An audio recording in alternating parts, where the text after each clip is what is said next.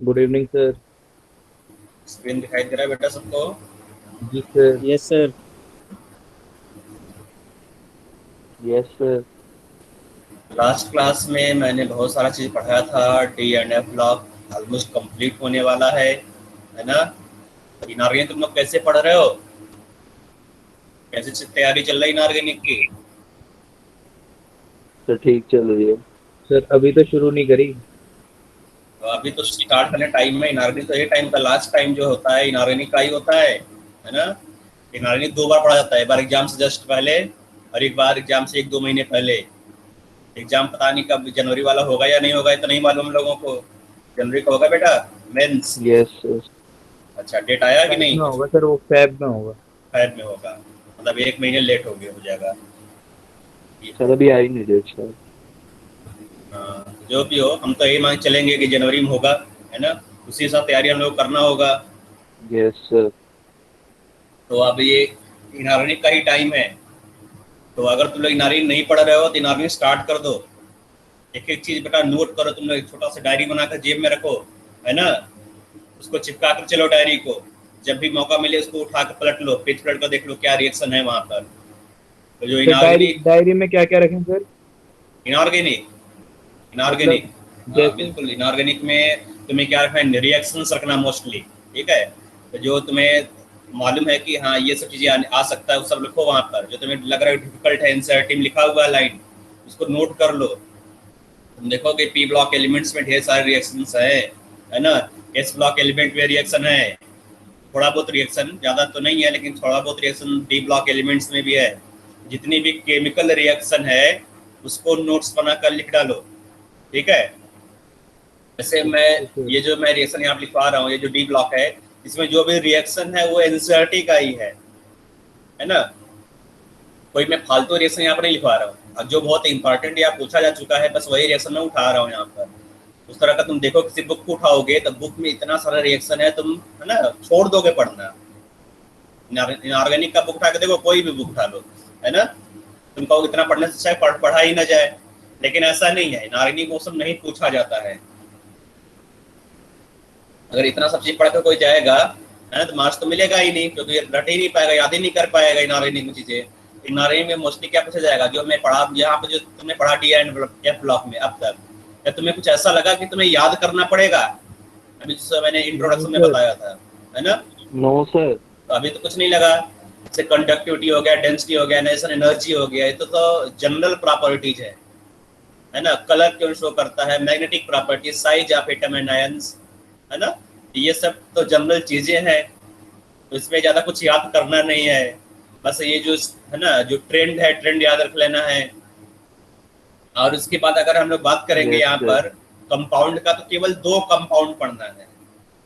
ठीक है? DNA block में 2 कंपाउंड, एक है K2Cr2O7 और दूसरा कंपाउंड है KMnO4। इसके पहले कुछ और कंपाउंड थे मेंस में, लेकिन अब उसको हटा दिया गया। अब केवल 2 ही कंपाउंड है। तो जितना कंपाउंड एनसीईआरटी में दिया गया बस वही पढ़ना है ना?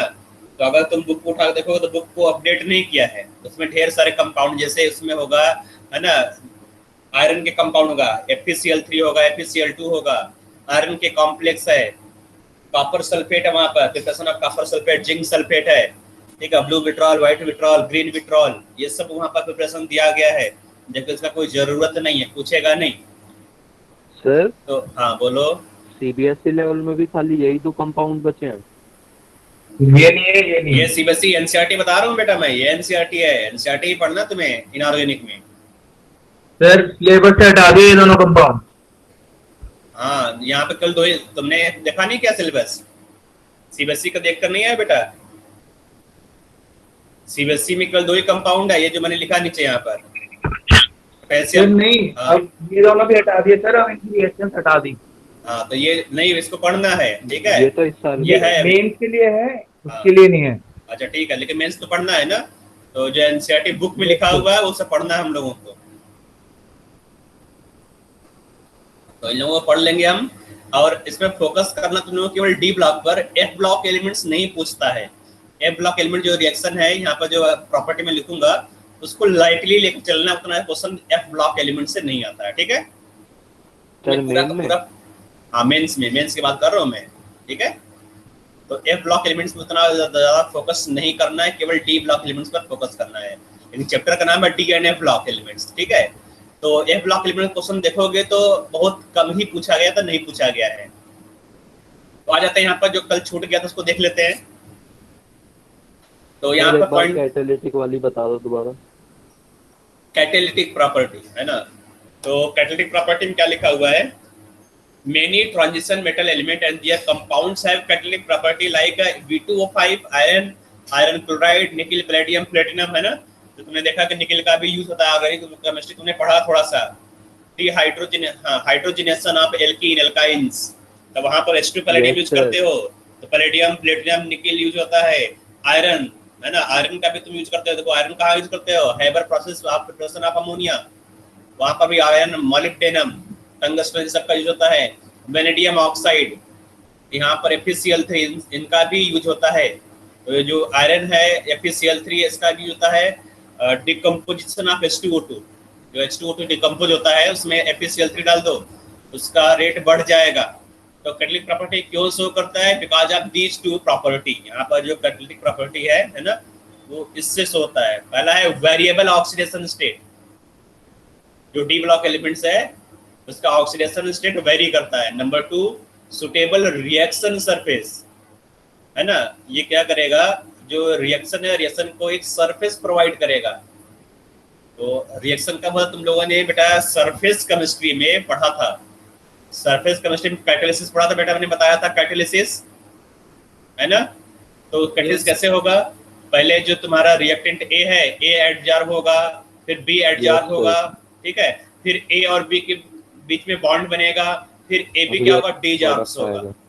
इसका मतलब ए से भी बॉन्ड बनाएगा, बी से भी बॉन्ड बनाएगा, फिर बॉन्ड जब टूट जाएगा तो फिर से, है ना। तो यहाँ पर ओपन वैलेंसी होता है, मतलब जो डी ब्लॉक एलिमेंट्स के पास ढेर सारे ओपन वैलेंसी होते हैं, ठीक है। तो अगर ए बी आएगा तो अपना वैलेंसी एक्सपेंड कर लेगा, वेरी कर लेगा, यहाँ पर वेरिएबल ऑक्सीडेशन स्टेट। इसका मतलब यही है बेटा, है ना। इसलिए जो डी ब्लॉक एलिमेंट है वो कैटालिटिक प्रॉपर्टी शो करता है। आ जाते हैं नॉन स्टोइचियोमेट्री।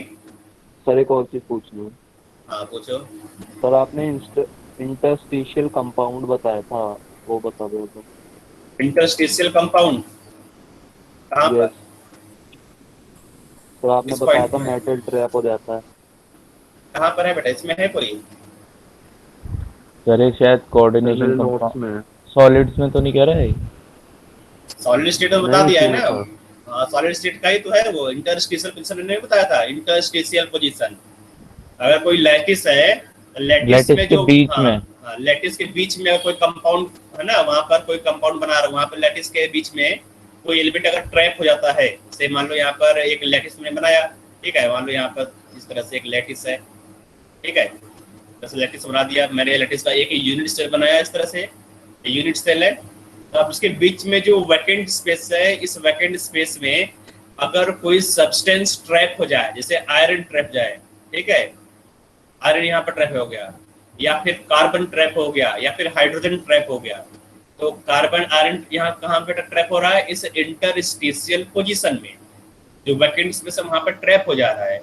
इस तरह का जो कंपाउंड है उसको इंटरस्टिशियल कंपाउंड बोलोगे। अभी यहाँ समझ में आ जाएगा बेटा, है ना। यहाँ पर देखो ये है ना, जो अलाइव फॉर्मेशन, इसी में बताऊंगा दोबारा। सर ये डिफेक्ट की तरह लिया जाता है? मतलब नहीं, डिफेक्ट नहीं है। डिफेक्ट देखो, डिफेक्ट कब बोलोगे, जब क्रिस्टल हो, वहां पर कोई कंपाउंड नहीं, क्रिस्टल हो यहाँ पर, मतलब ए हो, वहां से ए या बी कोई यहाँ से एलिमिनेट हो जाए, ठीक है। लेकिन यहाँ पे तुम एक नया कंपाउंड बना रहे हो, ए और बी को मिलाकर तुम सी बना रहे हो, ए प्लस बी गिव सी, है ना। तो ये सी है, ये डिफेक्ट नहीं है। इस कंपाउंड को इंटरस्टिशियल कंपाउंड बोलते हैं। अभी बताऊंगा बेटा, अभी दोबारा आ रहा हूँ, रुक जाओ। यहाँ देखो, non stoichiometry. Another feature of the transition element is that they sometimes form non-stoichiometric compound. These are compound of क्या लिखा हुआ है, indefinite structure and properties, indefinite structure and proportions. For example, Fe0.940. It is mostly due to suitable variable valency of transition element, sometimes non-stoichiometry। हाँ तो यहाँ पर है non stoichiometry is used for the defects in solid structure. तो अब देखो बेटा, non stoichiometry, अगर स्टोइचियोमेट्रिक कंपाउंड, इसका मतलब क्या हुआ, जैसे ए और बी को तुमने मिलाया और बन गया ए बी, तो यहाँ पर स्टोइचियोमेट्रिक जो रेशियो है 1:1 का है। तुमने NaCl बनाया है ना, तो NaCl कैसे बनेगा, Na प्लस लिया और Cl माइनस लिया, Na प्लस Cl माइनस मिलकर NaCl बना लिया, तो यहाँ पर NaCl क्या है 1:1, यहाँ पर स्टोइचियोमेट्री 1:1 है। लेकिन यहाँ पर क्या हो रहा है बेटा, तुमने आयरन लिया, ऑक्सीजन लिया है ना, और यहाँ पर क्या बन गया Fe0.940। होना क्या चाहिए बेटा, 1:1 होना चाहिए, मतलब एक आयरन से एक ऑक्सीजन रिएक्ट करना चाहिए, 1:1 रेशियो होना चाहिए। लेकिन जो आयरन है थोड़ा सा कम है ऑक्सीजन से, ठीक है। तो ये होता कैसे है, क्योंकि यहाँ पर जो आयरन है, आयरन दो ऑक्सीडेशन स्टेट में एग्जिस्ट करता है, एक होता है +2, दूसरा होता है +3। तो अगर इसमें दोनों ऑक्सीडेशन स्टेट मिक्स हो गया है, तो वहां पर इस तरह से नॉन स्टोइचियोमेट्रिक कंपाउंड बनता है, ठीक है। और दूसरा क्या होता है, जो लैटिस है, हर केस मतलब कि अगर नॉन स्टोइचियोमेट्रिक कंपाउंड है तो उस केस में होता है ना। हाँ, तो दूसरा रीजन ये है कि जो लैटिस है, लैटिस में से जो आयरन तो कम है यहाँ पर, है ना, 1000, मान लो अगर तुमने 100 लिया, अगर यहाँ पर जो FeO बनाया, FeO क्या था बेटा, यहाँ पर ऑक्साइड है आयरन का, है ना। अगर 100 आयरन लिया और 100 ऑक्सीजन लिया, तो 100 में से 94, है ना, 94 आयरन होगा और 100 ऑक्सीजन होगा, ये तो होगा इसका मतलब, है ना। तो अब देखो, तुमने एक लैटिस बनाया, तो लैटिस में 100 आयरन इस तरह से है और ऑक्सीजन भी 100 है, उसमें से 4 आयरन निकल गया, 4 आयरन यहाँ से एलिमिनेट हो गया, ठीक है। अगर 4 आयरन यहाँ से निकल गया तो क्या होगा, 94 आयरन तो बचेगा। तो इसलिए यहाँ पे लिखा हुआ है, it is also caused by defect in the solid structure, defects. तो अगर आयरन को निकाल दे रहे हो क्रिस्टल में से, अगर तुमने आयरन को निकाल दिया तो क्या हो जाएगा, वो डिफेक्ट ही तो होगा, है ना। तो यहाँ पर डिफेक्ट्स के थ्रू होता है नॉन स्टोइचियोमेट्रिक कंपाउंड बनता है। दूसरा यहाँ पर है mixture of oxidation state, variable oxidation state, ठीक है। तो इन दोनों रीजन से नॉन स्टोइचियोमेट्रिक कंपाउंड बनता है। आते हैं पॉइंट 11 में, स्क्रीनशॉट ले लिया इसका।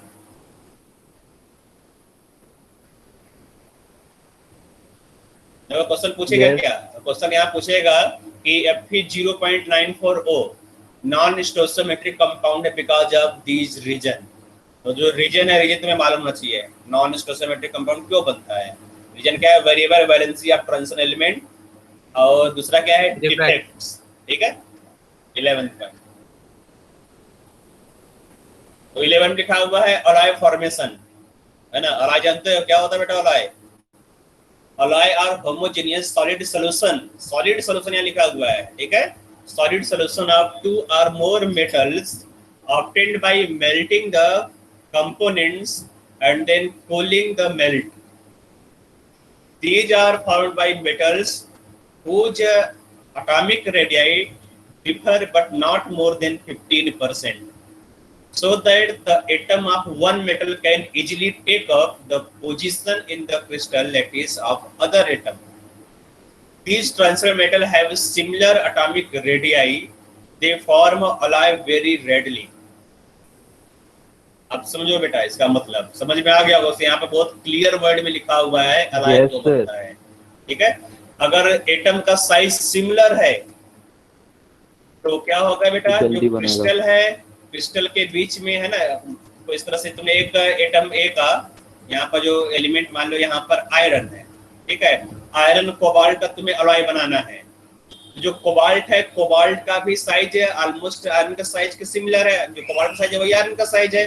तो क्या होता है, तुम आयरन को यहाँ से निकाल सकते हो, यहाँ से आयरन को निकाल के यहाँ कोबाल्ट लगा सकते हो, क्योंकि जिसका जो प्रॉपर्टी है, यहाँ पर जो साइज है ऑलमोस्ट सेम, तो इजीली कोबाल्ट क्या होगा, इस पोजीशन पर फिट हो जाएगा, है ना। इसलिए इजीली अलॉय बनाते हैं, जो डी ब्लॉक एलिमेंट है वो इजीली अलॉय बना सकते हैं। तो अलॉय बनाने में जो प्रॉपर्टी, आप देखो यहाँ पर कंडीशन क्या है, कंडीशन होना चाहिए बेटा, जो साइज है जो एलॉय फॉर्मिंग मेटल्स है उनका साइज ऑलमोस्ट सेम होना चाहिए। अगर साइज ऑलमोस्ट सेम है, अगर 15% ज्यादा वेरी नहीं कर रहा तो ये इजीली एलॉय बना लेगा। अब तो मालूम होना चाहिए एलॉय का मतलब क्या है, इसका जो डेफिनेशन है एलॉय का ये भी नोट कर लेना, नोट करो इसको। सर दोबारा बताना है, साइज वाली बात समझ नहीं आई। साइज वाला समझ में आ रहा है बेटा? देखो यहाँ पर ये आयरन है, आयरन का ये लैटिस पॉइंट है, यहाँ पर आयरन है, ठीक है बेटा, ये आयरन यहाँ पर है। अब आयरन को रिप्लेस करना कोबाल्ट से। अगर मान लो कोबाल्ट में होकर यहाँ पर मान लो तुम्हारे पास सीजियम है, तो सीजियम का साइज बड़ा है और आयरन का साइज छोटा, तो क्या सीजियम को यहाँ पर प्लेस कर सकते हो? No sir. नो नहीं ना? सर। तो तुम उसी एलिमेंट्स को यहाँ पर रिप्लेस कर सकते हो जिसका साइज आयरन के साइज के इक्विवेलेंट हो, है कि नहीं? इसका मतलब वही दो एलिमेंट या वही दो मेटल एलॉय बना सकता है जिसमें साइज का डिफरेंस 15% से ज्यादा ना हो। जो साइज है ऑलमोस्ट सेम होना चाहिए, जो रेडियस है ना, M1 का जो रेडियस है वो ऑलमोस्ट सेम होना चाहिए M2 के रेडियस से, ठीक है? तभी वो एलॉय बना पाएगा। क्योंकि जो एलॉय बनता है बेटा, लैटिस में जो एटम है, लैटिस में जो एलिमेंट है उसको रिप्लेस करके दूसरा एलिमेंट यहाँ पर लगाना, तभी तो एलॉय बन पाएगा। अब समझ में आया? जी सर। ओके। सर तो किस किस का है आयरन के इक्विवेलेंट? नहीं, देखो यहाँ पे लिखा हुआ जनरल, यहाँ पढ़ रहे हो बेटा, ये आयरन तुम नहीं पढ़ रहे हो, ये जनरल टर्म है डी ब्लॉक एलिमेंट। जो डी ब्लॉक एलिमेंट है सबका जो साइज है ऑलमोस्ट सेम होता है, इसलिए जो डी ब्लॉक एलिमेंट है इजीली एलॉय बना लेते हैं, ये लिखा हुआ यहाँ पर। Since transfer metal have similar atomic radius, similar जितने भी है ना ट्रांसफर मेटल एलिमेंट का एटॉमिक रेडियस सेम होता है ना, they form alloy very readily. Okay sir.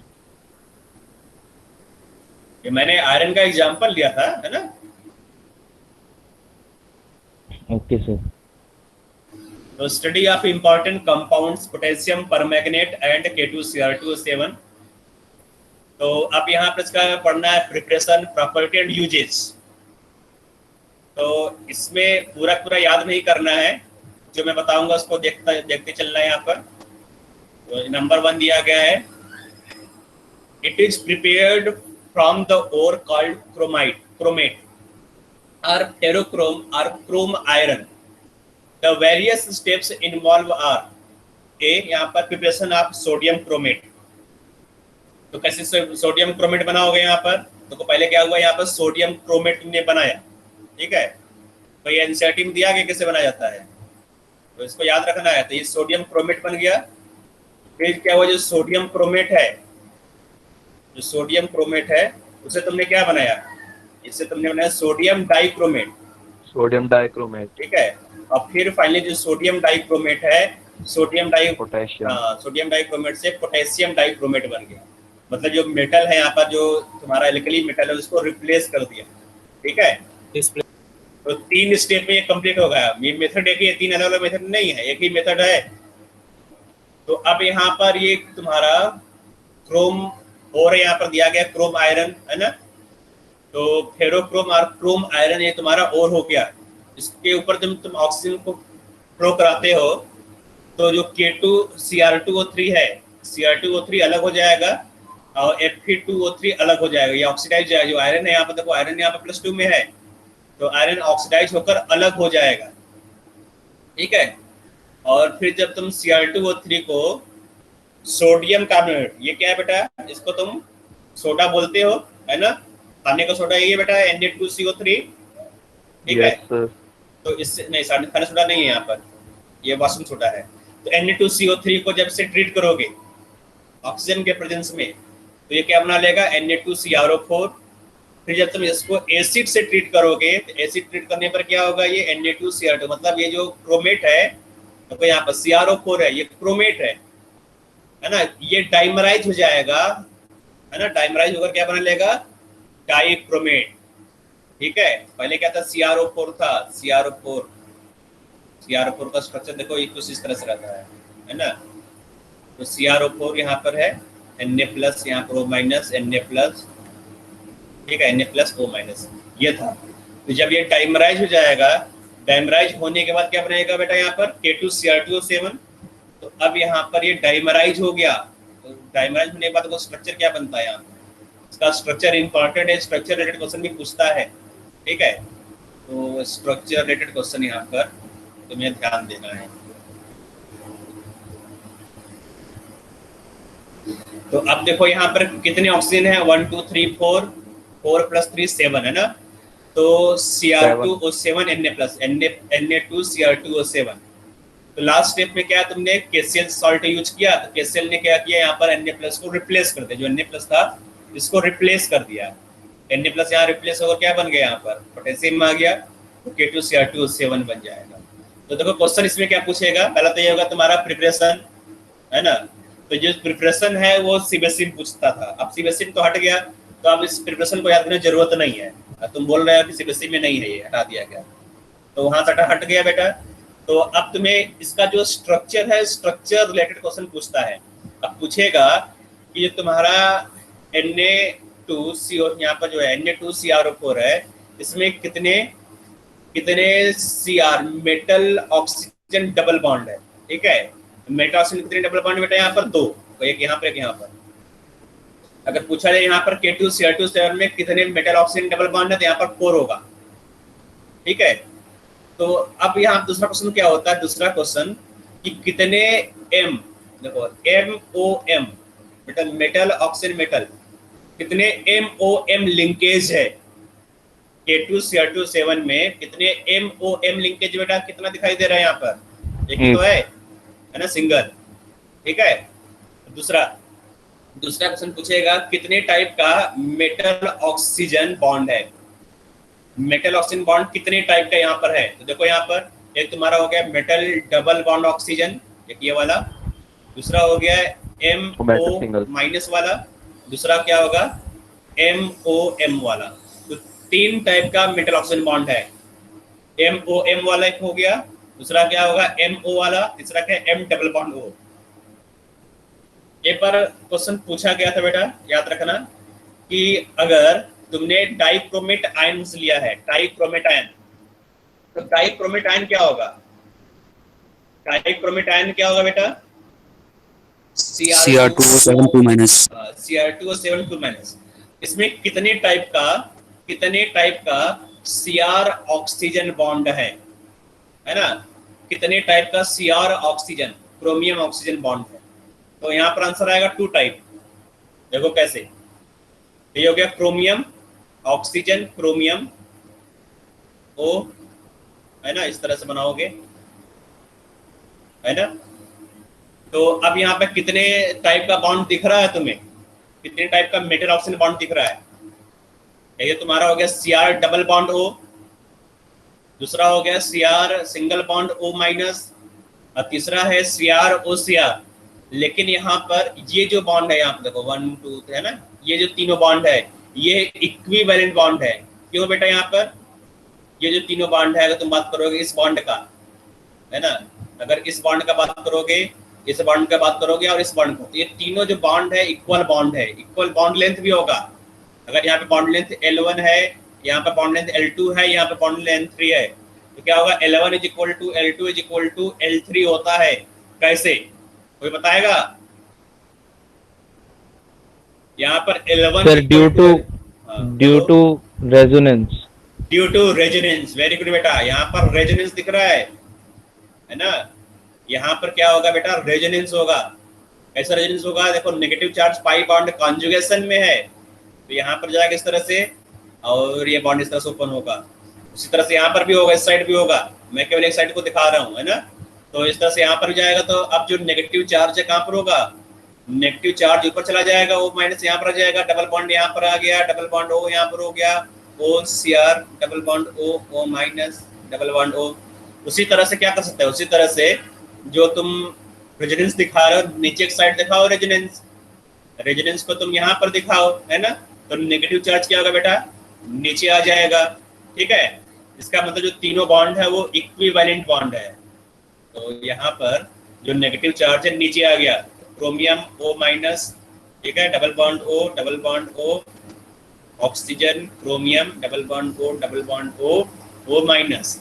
ठीक है, तो इसका मतलब ये जो तीनों बॉन्ड दिख रहा है L1 L2 L3 तीनों इक्विवेलेंट बॉन्ड है because of resonance.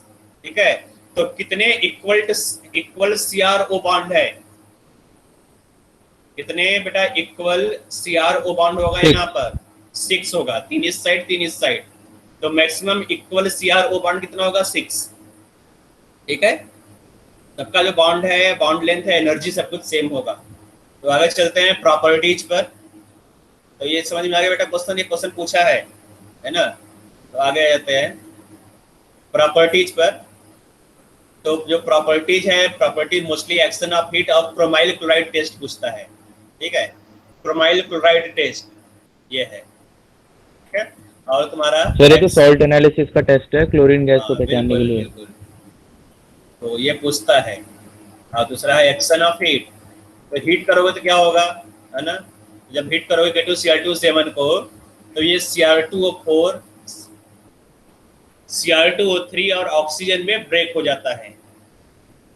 Potassium dichromate है ना, इसमें ब्रेक हो जाएगा। ठीक है, अगर तुम इसको एल्कली से हीट करोगे, दूसरा है एक्शन ऑफ एल्कली। तो एल्कली से ट्रीट करने पर जो डाइक्रोमेट है क्रोमेट में चेंज हो जाएगा। देखो यहाँ पर, तो K2Cr2O7 plus twice KOH gives K2CrO4। तो ये डाइक्रोमेट था। डाइक्रोमेट को अगर तुमने बेस से ट्रीट किया, तो बेस से ट्रीट करने पर डाइक्रोमेट क्रोमेट में चेंज जाएगा। तो बेटा जो डाइक्रोमेट उसका कलर क्या होता है?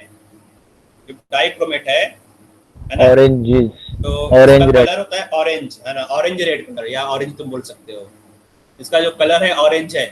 ठीक है, और इसका जो कलर जो CrO4 है, K2CrO4, इसका कलर क्या होता है बेटा? Sir yellow. इसका कलर येलो है। ठीक है, तो इतना डार्क येलो नहीं होता है, लाइट येलो होता है। और इसका जो कलर है ये होता है ऑरेंज रेड।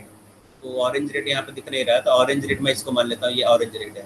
ठीक है, कुछ इस तरह से डार्क येलो बोल सकते हो या फिर ऑरेंज रेड बोल सकते हो। ठीक है, तो ये इसका पहचान है कि डाइक्रोमेट है या क्रोमेट है। तो याद रखो, बेस से ट्रीट करोगे तो डाइक्रोमेट जो है क्रोमेट में कन्वर्ट हो जाएगा। ठीक है, इसको याद रखना। तो अब यहाँ पे देखो नीचे लिखा हुआ है ऑरेंज, लिखा हुआ ऑरेंज रेड कलर। जो डाइक्रोमेट है इसका कलर क्या है? Orange red. इसको तुमने यहाँ देखो pH 4 है। pH 4 का मतलब क्या हुआ? pH = 4। Sir acidic. एसिडिक लिखा हुआ है। एसिडिक रीजन में जो डाइक्रोमेट है वो क्रोमेट में चेंज हो गया। ये ट्वाइस HI कहाँ से आ गया? ये कुछ गड़बड़ है यहाँ पर। ठीक है, ये ऊपर याद रखो, यहाँ पर ये वाला रिएक्शन सही है। सर नीचे वाला रब कर दो, स्क्रीनशॉट लेते जाना, फिर पता नहीं चलता। अच्छा ठीक है, मैं इसको हटा देता हूँ। ये जो नीचे रिएक्शन है ना, लगता है ये इनकम्प्लीट आ गया कहीं से। यहाँ पर आयोडीन वगैरह भी लिखा हुआ है, तो इसको मैं हटा देता हूँ।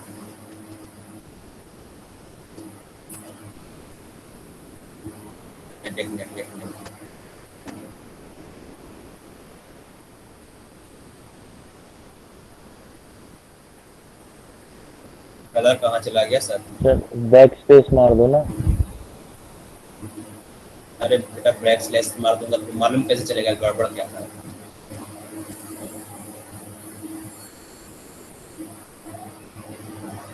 ठीक है, चलो अब नहीं आएगा, स्क्रीनशॉट ले लो यहाँ पर। ठीक है, ओके सर।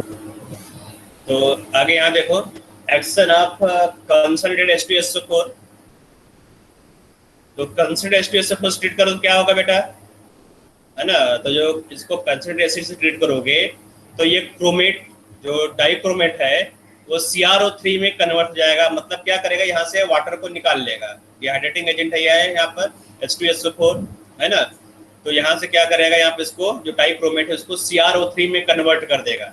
बस इतना याद रखो, इसको CrO3 में कन्वर्ट कर देगा। मतलब यहाँ पर जो ऑक्सीडेशन स्टेट है उसमें चेंज नहीं होगा। अगर तुम बात करोगे ऑक्सीडेशन स्टेट ऑफ क्रोमियम, तो यहाँ पर भी +6 है और यहाँ पर भी क्या है बेटा 6। तो ऑक्सीडेशन स्टेट में कोई चेंज यहाँ पर नहीं हुआ है। ठीक है, ऑक्सीडेशन स्टेट जो क्रोमियम का सेम है। तो हॉट कंडीशन लिखा होगा, अगर तुम इसके ऊपर हॉट H2SO4 का ट्रीट करोगे तो अभी भी देखो क्या हो रहा है, अभी भी जो ऑक्सीडेशन स्टेट है, अब यहाँ पर देखो ऑक्सीडेशन स्टेट क्या होगा, Cr2O7, तो जो ऑक्सीडेशन स्टेट है वो चेंज हो गया है, यहाँ पर +3 है ना। यहाँ पर जो क्रोमियम है, क्रोमियम का ऑक्सीडेशन स्टेट +3 है। याद रखो जो कोल्ड कंडीशन में जो ऑक्सीडेशन स्टेट है वो 6 रहेगा, चेंज नहीं होगा। लेकिन अगर हॉट K2Cr2O7 को ट्रीट किया है तुमने तो जो ऑक्सीडेशन स्टेट है +3 में चेंज हो जाएगा, ठीक है। तो ऑक्सीडेशन स्टेट +6 से +3 चला गया, +6 से +6 से +3, मतलब रिडक्शन हो रहा है, ठीक है। K2Cr2O7 का रिडक्शन हो जाएगा। नेक्स्ट तुम जानते हो बेटा जो K2Cr2O7 है वो स्ट्रॉन्ग ऑक्सीडाइजिंग एजेंट है। K2Cr2O7 ऑक्सीडाइजिंग एजेंट है, मालूम है सबको? Yes sir. हाँ, तो अगर इसके सामने कोई रिड्यूसिंग एजेंट आ जाए, ठीक है, तो क्या होगा, रिड्यूसिंग एजेंट के साथ ये क्या होगा, खुद रिड्यूस हो जाएगा, उसको ऑक्सीडाइज कर देगा। जैसे यहाँ पर कुछ रिएक्शन लिखा है, इसको याद नहीं करना है, जो मैंने ABCDEFG लिखा हुआ है यहाँ पर रिएक्शन, इसको याद नहीं करना है, ठीक है। तो बस यहाँ लिखा हुआ है it is a powerful oxidising agent in acidic medium. तो अगर एसिडिक मीडियम है, हॉट एसिडिक मीडियम, तो जो देखो जो K2Cr2O7 है +6 से +3 चला गया, देखो +6 था, +6 से +3 चला गया, और साथ में यहाँ पर ऑक्सीजन रिलीज कर रहा है, देखो यहाँ पर ऑक्सीजन। तो ये जो ऑक्सीजन है यही ऑक्सीजन सब्सटेंस को ऑक्सीडाइज करेगा, दूसरे सब्सटेंस को। अब देखो जो K2Cr2O7 है खुद रिड्यूस हो रहा है, दूसरे को ऑक्सीडाइज करेगा। तो जो आयोडीन है ना, जो आयोडीन 0 है, इसको क्या करेगा, उसको भी जो I- आयोडीन को I2 में कन्वर्ट कर देगा। उसके यहाँ देखोगे जो आयरन है, आयरन +2 स्टेट में है, +2, तो आयरन को +3 में कन्वर्ट कर देगा। यहाँ पर देखोगे तो यहाँ पर H2S, यहाँ पर सल्फर दिख रहा है, यहाँ पर -2 ऑक्सीजन स्टेट में है, तो सल्फर को 0 में कन्वर्ट कर दिया, ऑक्सीडाइज कर दिया। यहाँ पर तुम देखोगे NaNO2 नाइट्रोजन जो है यहाँ पर, ये तुम्हारा नाइट्रोजन +3 ऑक्सीडेशन स्टेट में है, तो +3 से ये +5 में इसको कन्वर्ट कर दिया, है ना। ऑक्सीडेशन स्टेट यहाँ पर इंक्रीज कर, मतलब ऑक्सीडाइज कर रहा है, यहाँ पर NaNO2 को NaNO3 में कन्वर्ट कर देगा। जो सल्फर डाइऑक्साइड है उसको सल्फर ट्राइऑक्साइड में या फिर सल्फेट में कन्वर्ट कर देगा। यहाँ देखो, यहाँ पे जो सल्फर है, सल्फर का ऑक्सीडेशन स्टेट +4 है। यहाँ तुम देखोगे जो सल्फर है, सल्फर का ऑक्सीडेशन स्टेट +6 है, इसको ऑक्सीडाइज कर दे रहा है सल्फर को भी। याद रखो ये पावरफुल ऑक्सीडाइजिंग एजेंट है इन एसिडिक मीडियम, ठीक है। इसलिए जब भी K2Cr2O7 यूज किया जाता है तो एसिडिक मीडियम लेते हैं। एसिडिक मीडियम में पावरफुल ऑक्सीडाइजिंग एजेंट है। रिएक्शन याद नहीं करना ये वाला, बस तुम्हें याद रखना है कि इन सब को ऑक्सीडाइज कर देगा। जो I- है, I- को I2 में कन्वर्ट कर देगा, ठीक है। आयरन +2 को आयरन +3 में कन्वर्ट कर देगा। बात करोगे सल्फर का, जो H2S है, H2S को सल्फर में, जो है ना यहाँ पर सल्फर, एलिमेंटल सल्फर में कन्वर्ट कर देगा। और यहाँ पर क्या है, NO2- को NO3- में कन्वर्ट कर रहा है। यहाँ पर क्या हो रहा है, जो SO2 है, SO2 को SO4 में कन्वर्ट कर रहा है, या फिर तुम बोल सकते हो SO3 में कन्वर्ट कर रहा है, ठीक है। तो ये तुम याद कर सकते हो यहाँ पर किसको किस में कन्वर्ट कर रहा है। वैसे तुम्हें मालूम है I- क्या होगा, I2 में ही कन्वर्ट होता है, फिर 2+ Fe3+ में ही कन्वर्ट होगा। इसके अलावा हम लोग एक चीज देखना है, क्रोमाइल क्लोराइड टेस्ट, ठीक है। जो क्रोमाइल क्लोराइड टेस्ट है किसके लिए यूज होता है बेटा, किसके डिटेक्शन में, क्लोरीन के, क्लोरीन। तो डिटेक्शन ऑफ क्लोरीन। तो K2Cr2O7 + 4KCl इन प्रेजेंट, जब K2Cr2O7 किस में लोगे बेटा, एसिडिक मीडियम में, तो पहले से मालूम है। तो जो क्लोरीन है, क्लोरीन को क्या करेगा, ऑक्सीडाइज कर देगा। और यहाँ देखो इसी बोलते हैं क्रोमाइल क्लोराइड। ये जो CrO2Cl2 है ये क्रोमाइल क्लोराइड है। तो क्रोमाइल क्लोराइड का कलर क्या होता है, colour reddish brown. Reddish brown. तो रेडिश ब्राउन कलर का फ्यूम निकलेगा। K2Cr2O7 KCl और H2SO4 डालोगे, थोड़ा सा हीट करोगे उसको, है ना। हीट करने पर तुम्हें क्या दिखाई देगा, ब्राउन, रेडिश ब्राउन कलर का फ्यूम। अगर रेडिश ब्राउन कलर का फ्यूम निकल रहा है, इसका मतलब जो सॉल्ट है, जो तुमने सॉल्ट लिया, सॉल्ट में क्लोरीन जरूर है, ठीक है। अगर क्लोरीन नहीं है तो यहाँ पर तुम्हें रेडिश ब्राउन फ्यूम नहीं दिखाई देगा। तो ये क्रोमिल क्रोमाइल क्लोराइड टेस्ट बहुत ही इंपॉर्टेंट है, ये सीबीएसई में लिखा हुआ है और टेस्ट में भी तुम लोगों को कराया गया होगा स्कूल में। तुम तो खुल नहीं रहा है, कैसे करोगे? तो उसको नोट कर लो।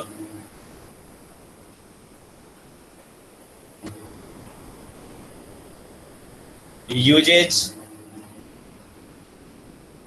तो इसका जो यूज है, पहला तो यूज है volumetric analysis of estimation of iron 2+ and iodine. दूसरा है क्रोम टैनिंग इन लेदर इंडस्ट्री, ठीक है, जो सूज होता है या फिर जो लेदर होता है उसको टैन करते हैं, ठीक है। थर्ड है फोटोग्राफिक इन हार्डनिंग जिलेटिन फिल्म। ये 3 यूजेज है, लिखना चाहो तो लिख लो यहाँ पर, तो उतना जरूरत नहीं है यूजेस का।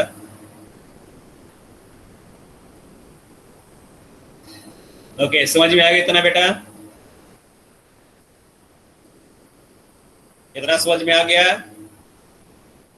चलो एक क्वेश्चन पूछते हैं। हाँ गया सर। क्वेश्चन है या नहीं इसमें देख लेते हैं पहले, क्वेश्चन यहाँ पर है या नहीं है। इलस्ट्रेशन,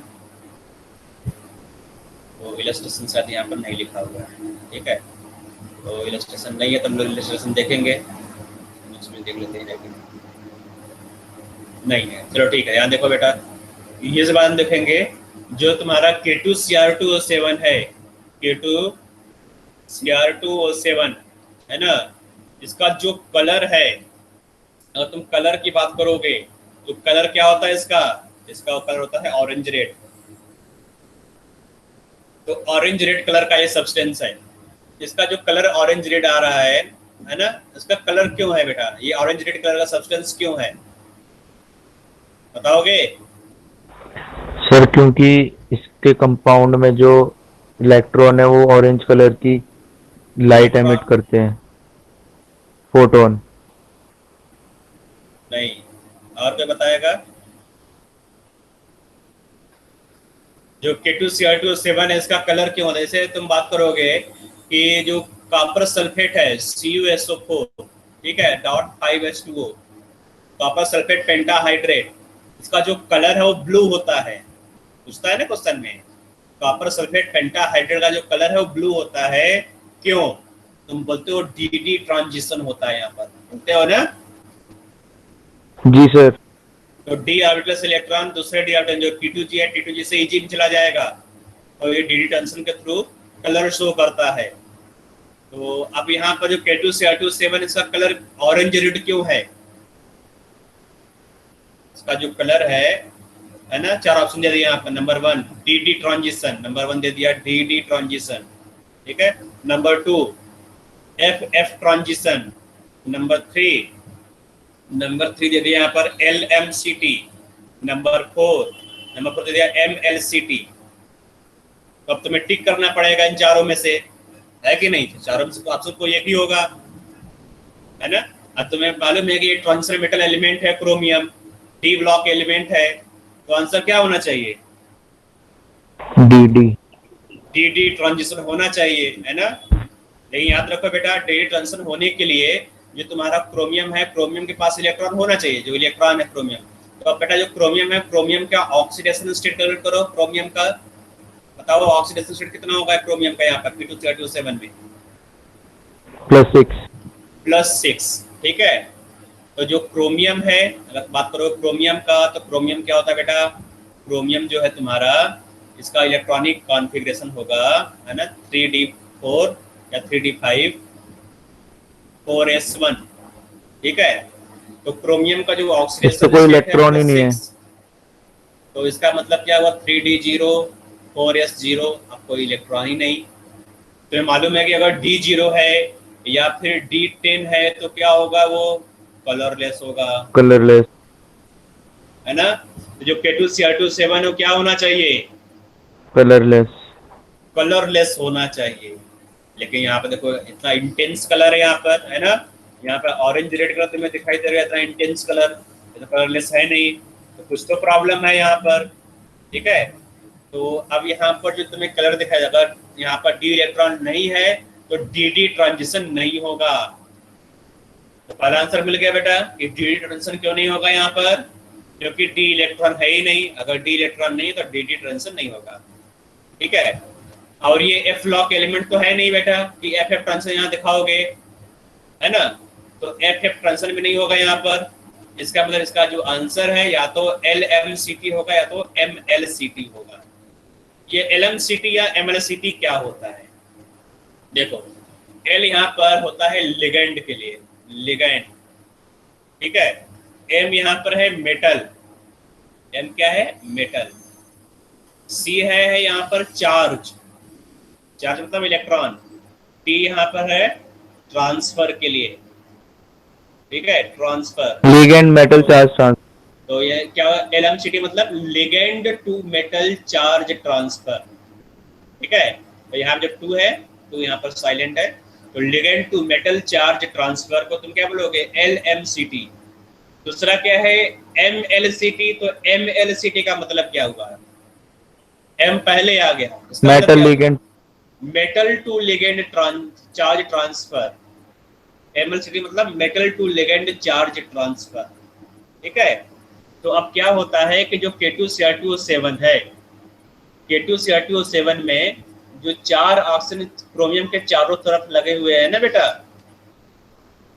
4 ऑक्सीजन है, और तुम बात करोगे K2Cr2O7 का, तो ये तुम्हारा ऑक्सीजन है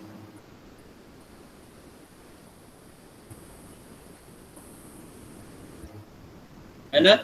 जो ऑक्सीजन दिख रहा है चारों तरफ, ये ऑक्सीजन के पास क्या है, यहाँ पर लोन पेयर ऑफ इलेक्ट्रॉन, ढेर सारे इलेक्ट्रॉन है ना। तो अब ये अपना इलेक्ट्रॉन ट्रांसफर करता है मेटल को, ठीक है।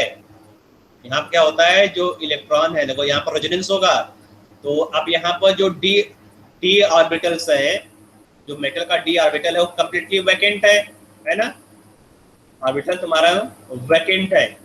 तो अगर वैकेंट ऑर्बिटल है तो जो इलेक्ट्रॉन है यहाँ पर इजीली जा सकता है बेटा, यहाँ पर जो इलेक्ट्रॉन दिख रहा है इस ऑर्बिटल में आ सकता है इजीली, है ना। यहाँ पे जो ऑर्बिटल वहां पे जा सकता है, उसको बोलते हैं ligand to metal charge transfer.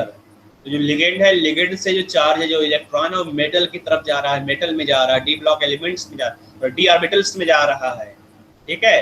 तो इसी चार्ज ट्रांसफर से तुम्हें कलर दिखाई देता है, चार्ज ट्रांसफर हो रहा है बेटा, है ना। इसी चार्ज ट्रांसफर से ही तुम्हें कलर दिखाई देगा।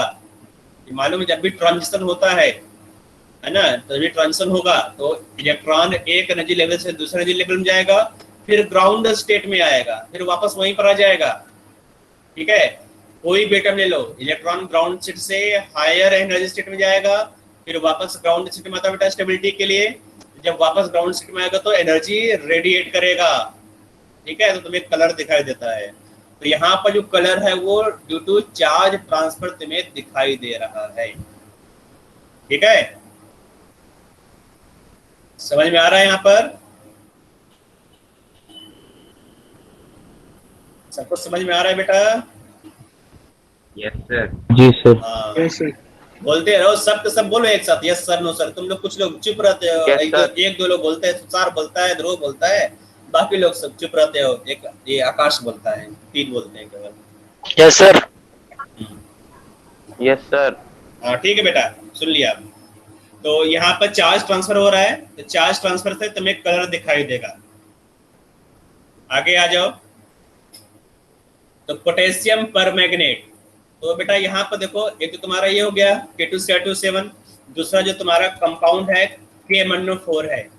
जो K-MnO4 है बेटा, इसमें Mn का ऑक्सीडेशन स्टेट बताओ। यहाँ पर K-MnO4 में Mn का ऑक्सीडेशन स्टेट मैग्नीज का निकालो।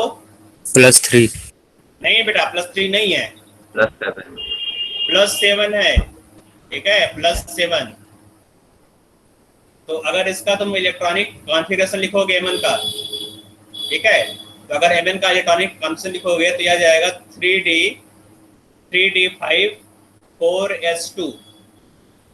और अगर Mn+7 है तो इलेक्ट्रॉनिक कॉन्फ़िगरेशन क्या होगा, 3d0 4s0, ये होगा ना। Mn+7 मतलब क्या हुआ, जितने भी डी इलेक्ट्रॉन तुमने निकाल दिया, इस इलेक्ट्रॉन को भी निकाल दिया। तो अब यहाँ पर जो K-MnO4 क्या होना चाहिए, कलरलेस होना चाहिए, कलरलेस होना चाहिए, बोलो। Yes sir. लेकिन जो KMnO4 है उसका कलर क्या होता है, सब लोग बोलेंगे सर पर्पल। पर्पल। ठीक है, वायलेट कलर या पर्पल कलर का होता है KMnO4। तो जो पर्पल कलर क्यों आता है बेटा यहाँ पर, LMCT। KMnO4 है ना, इसका पर्पल कलर क्यों है, because of LMCT, ligand to metal charge transfer. तो जो दोनों कंपाउंड तुम पढ़ रहे हो यहाँ पर K2Cr2 7 KMnO4, इसमें जो कलर तुम्हें दिखाई दे, जो पर्पल कलर या ऑरेंज कलर दिखाई दे रहा है, ये ड्यू टू LMCT है। KMnO4 का स्ट्रक्चर देखो यहाँ पर, KMnO4 का स्ट्रक्चर ये होता है ना KMnO4। तो यहाँ पे देखो ढेर सारे ऑक्सीजन है, तो ऑक्सीजन से जो इलेक्ट्रॉन है वैकेंट ऑर्बिटल जाएगा, जो वैकेंट ऑर्बिटल है मैग्नीज का उसमें चला जाएगा। तो यहाँ पर भी चार्ज ट्रांसफर हो रहा है, इसी चार्ज ट्रांसफर के थ्रू तुम्हें कलर दिखाई देगा। ठीक है,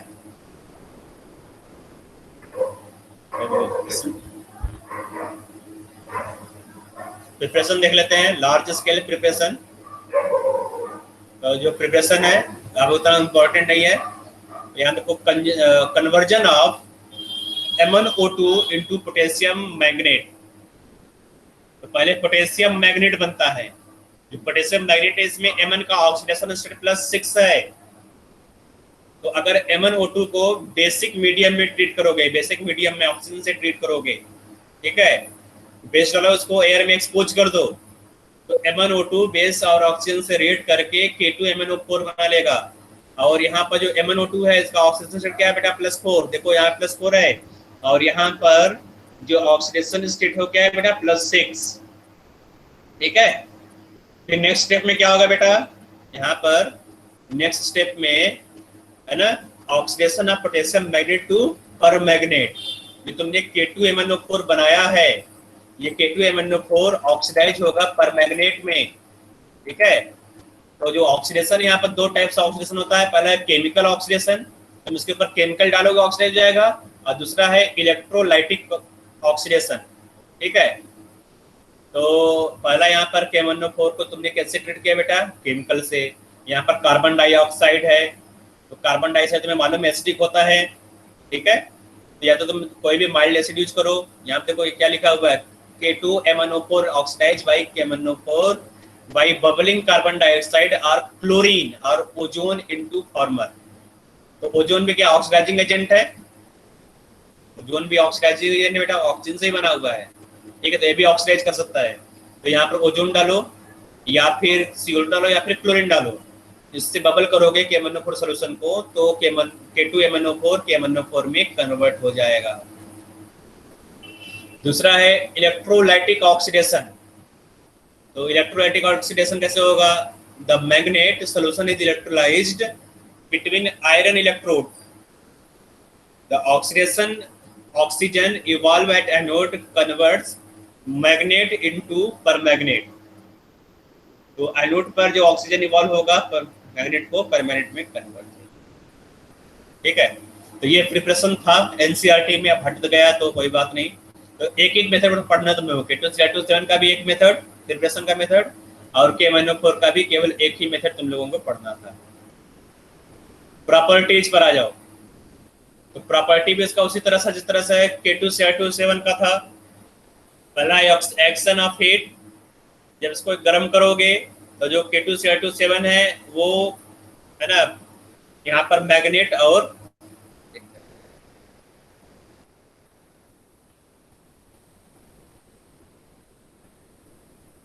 जा रहा है। ठीक है, एरो हट गया बेटा, यहाँ पर तो एरो था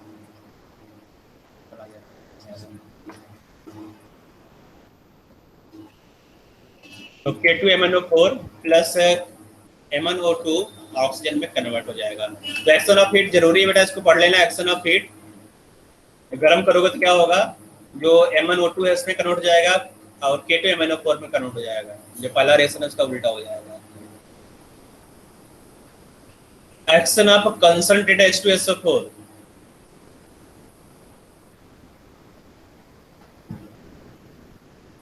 यहाँ पर कुछ गड़बड़ लिखा हुआ है, KMnO2 लिखा हुआ है, KMnO4 रहना चाहिए, KMnO4। ठीक है, तो K1O4 H2SO4 से रिएक्ट करके M1O2O7 में कन्वर्ट हो जाएगा। ठीक है, तो ये रिएक्शन इसका है, इसको याद करने की जरूरत नहीं है क्योंकि ये रिएक्शन पूछता नहीं है ऑक्सीजन ऑफ H2SO4 का। ऑक्सीडाइजिंग प्रॉपर्टी, तो यहाँ पर भी ऑक्सीडाइजिंग प्रॉपर्टी में मालूम जो K1O4 है स्ट्रॉन्ग ऑक्सीडाइजिंग एजेंट है, जिस तरह से K2Cr2O7 स्ट्रॉन्ग ऑक्सीडाइजिंग एजेंट है उस तरह से ये भी स्ट्रॉन्ग ऑक्सीडाइजिंग एजेंट है। ये भी सेम रिएक्शन देगा, जिस तरह से K2Cr2O7 का रिएक्शन था उस तरह से यहाँ पर भी रिएक्शन होगा। ये भी I- को I2 में कन्वर्ट कर देगा, Fe2+ को Fe3+ में कन्वर्ट कर देगा। ठीक है, यहाँ पर जो C2O4 2- है उसको कार्बन डाइऑक्साइड में कन्वर्ट कर देगा। ठीक है, जो ऑक्सीलेट है ऑक्सीलेट को कार्बन डाइऑक्साइड में कन्वर्ट कर देगा। अभी यहाँ पे ढेर सारे रिएक्शन यहाँ दिया गया होगा, उसको देख लोगे। तो यहाँ पर था H2S को किसमें कन्वर्ट कर देगा बेटा, S में सल्फर में कन्वर्ट कर देगा। और क्या था बेटा, SO2 को SO3 या फिर सल्फेट में कन्वर्ट कर देगा, SO4 2- में। ठीक है, तो सेम रिएक्शन है।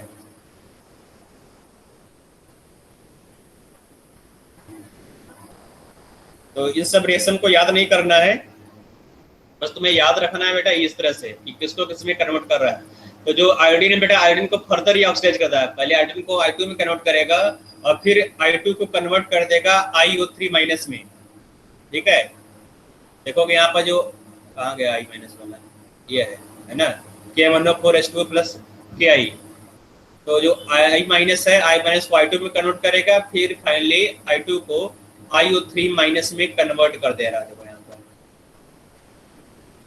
क्योंकि K2Cr2O7 से भी स्ट्रॉन्ग ऑक्सीडाइजिंग एजेंट है। H2S को देखो, जो H2S है H2S को सल्फर में कन्वर्ट कर दिया।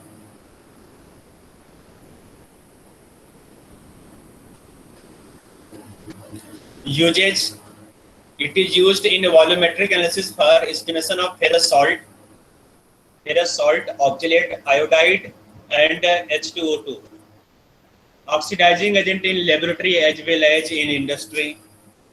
It is also used as disinfectant and germicide. इसको बेटा लाल दवाई बोलते हैं, लाल दवा। ठीक है, तो जो चोट लग जाता है उसको वॉश करते हैं चोट को ना, डॉक्टर वहाँ देखते हो पट्टी बांधे ऊपर लाल लाल टपका देते हैं, यही होता है K1O4।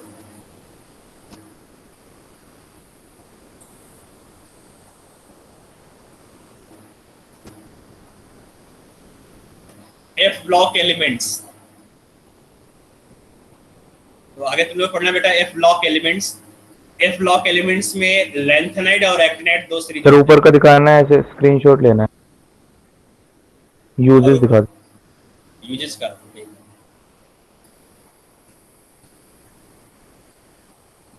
F ब्लॉक एलिमेंट में दो सीरीज होता है बेटा, लैंथेनाइड और एक्टिनाइड। ठीक है, लैंथेनाइड और एक्टिनाइड। तो F ब्लॉक एलिमेंट का नाम F ब्लॉक एलिमेंट क्यों पड़ा, क्योंकि इसमें जो लास्ट इलेक्ट्रॉन है डिफरेंशिएटिंग इलेक्ट्रॉन वो F ऑर्बिटल में जाता है। ठीक है, यहाँ पे लिखा हुआ है the element in which differentiating electron इंटर्स the anti penultimate energy level. तो एंटी पेनल्टीमेट एनर्जी लेवल क्या होता है बेटा, N-2। जो nth ऑर्बिट होता है उसको बोलते हैं वैलेंस सेल। ठीक है, N-1 को क्या बोलते हैं बेटा, पेनल्टीमेट सेल।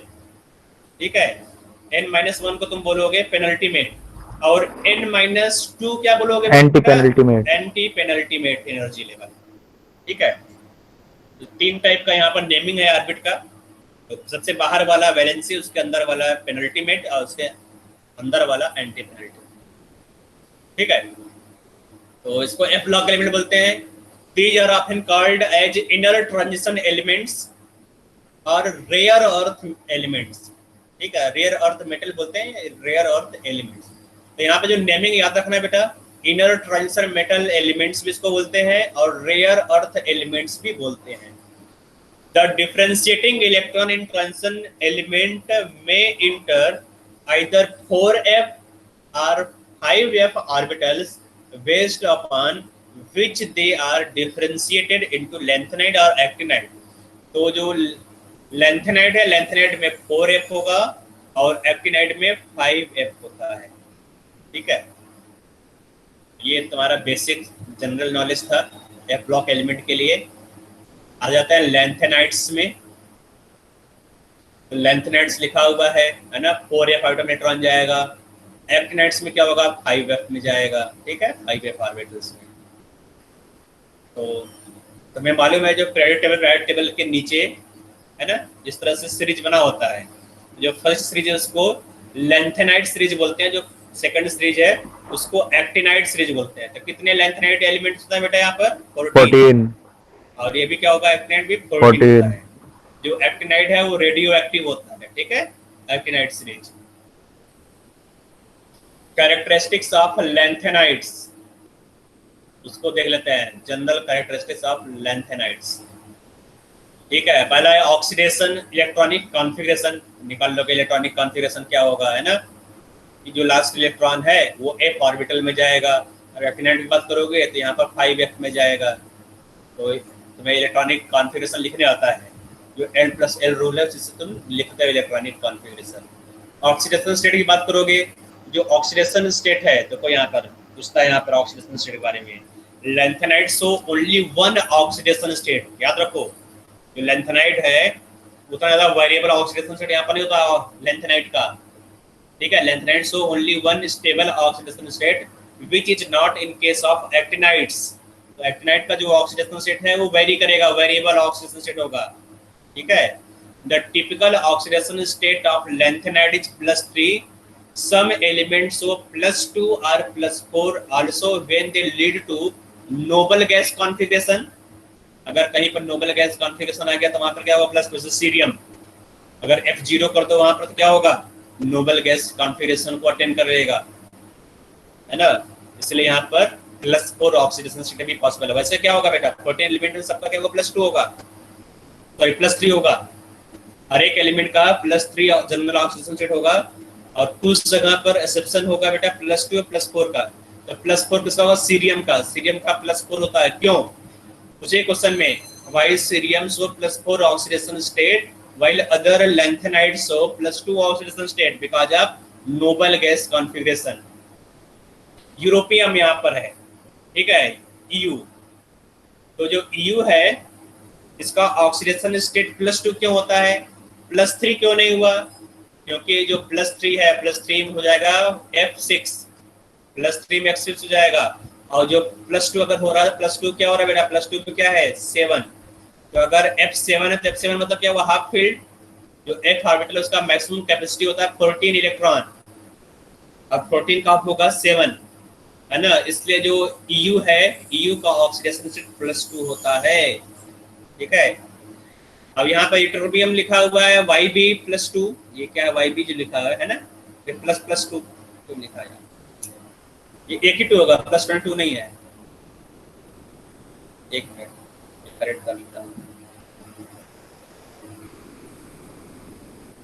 ठीक है, क्योंकि यहाँ पर ये फुली फील्ड इलेक्ट्रॉनिक कॉन्फ़िगरेशन होगा, इसलिए इसका जो ऑक्सीडेशन स्टेट है वो +2 होता है, +3 नहीं होता।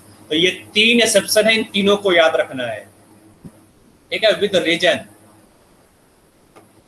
और बाकी सबका स्टेबल ऑक्सीडेशन स्टेट क्या होगा, +3। ठीक है, याद हो गया।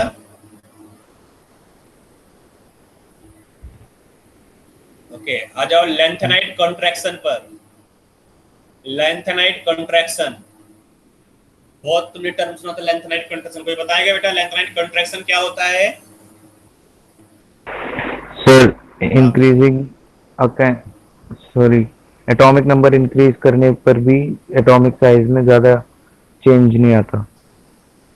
ठीक है, देखो यहाँ पर लिखा हुआ है lanthanide series with increasing atomic number there is a progressive decrease in the atomic as well as ionic radii. This regular decrease is shown as lanthanide contraction. This is due to poor shielding of f orbital, which are unable to counterbalance the effect of increasing nuclear charge. Net result is contraction in size. थोड़ा सा इसको और समझ लेते हैं deep में ना। समझ लोगे तो समझ में आ जाएगा। उसके कुछ कॉन्सिक्वेंसेस है, रिजल्ट्स है, उसको बाद में देख लेंगे लेंथेनाइट कॉन्ट्रैक्शन का। तो देखो जो लेंथेनाइट है, जो एफ लॉक एलिमेंट्स है, उसमें लेंथेनाइट कॉन्ट्रैक्शन बहुत इंपॉर्टेंट टर्म है, तो समझना बहुत जरूरी है। तो थोड़ा सा हम लोग पीरियोडिक टेबल पर आते हैं।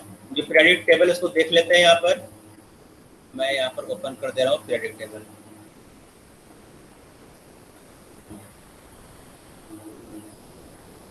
ओके, तो देखोगे यहाँ पे जो पीरियोडिक टेबल है, तो जो लेंथेनाइट सीरीज है लेंथेनम के साथ यहाँ पर होगा, ठीक है। ये जो इटरबियम है उसके नीचे होगा, और जो एक्टिनाइट सीरीज है एक्टिनम के साथ यहाँ पर होगा, ठीक है। एक्टिनम के साथ यहाँ पर आएगा, ठीक बेटा। तो अगर तुम बात करोगे लेंथेनाइट कॉन्ट्रैक्शन का, जो लेंथेनाइट का कॉन्ट्रैक्शन है जस्ट इस जो 3 है यहाँ पर, जो तुम देखोगे यहाँ पर, ये तुम्हारा क्या है बेटा 3, ये जो तुम्हारा है ये है फर्स्ट बी, ठीक है। यहाँ पर जो ग्रुप नंबर है फर्स्ट बी है, तो फर्स्ट बी के बाद जो है जो सेकंड बी आएगा यहाँ पर, जो हाफनियम है ना। इसके बाद लेंथेनम के बाद जो हाफनियम है, यहाँ पर तुम्हें लेंथेनाइट कॉन्ट्रैक्शन दिखाई देगा।